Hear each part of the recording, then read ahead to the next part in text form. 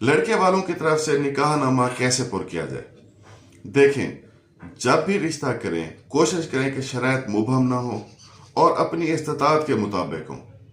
आप लड़की वालों को बता दें कि जी हमारे पास 3 मरले की गुंजाइश है, हम 3 मरला इंतकाल दे सकते हैं या मकान बना के दे सकते हैं या 5 मरला दे सकते हैं, जो भी है वो क्लियर कर दें उनको।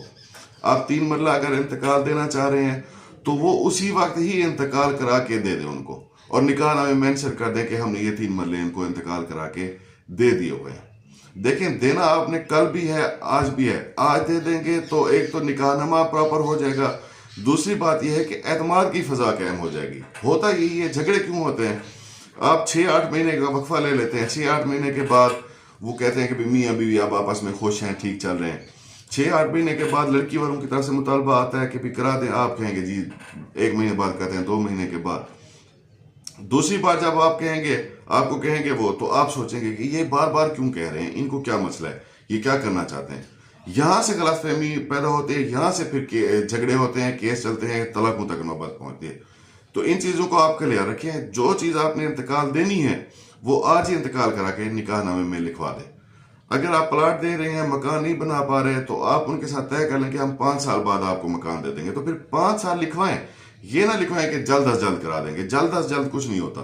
जो डेट आप कर सकते हैं और अपनी इस्तात के मुताबिक, ये ना हो कि कल को आप फिर फंस जाए, वो उसमें मेंशन कर दें कि भी हम 5 साल के बाद इनको जो इंतकाल दे देंगे।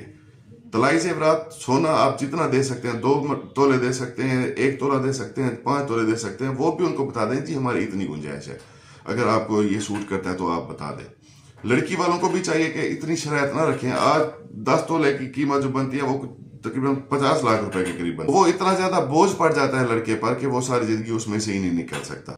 इनके अलावा दूसरी शराइत होती है कि तलाक की सूरत में इतने लाख जुर्माना देगा, दूसरी शादी की तो 10 लाख देगा, 20 लाख देगा।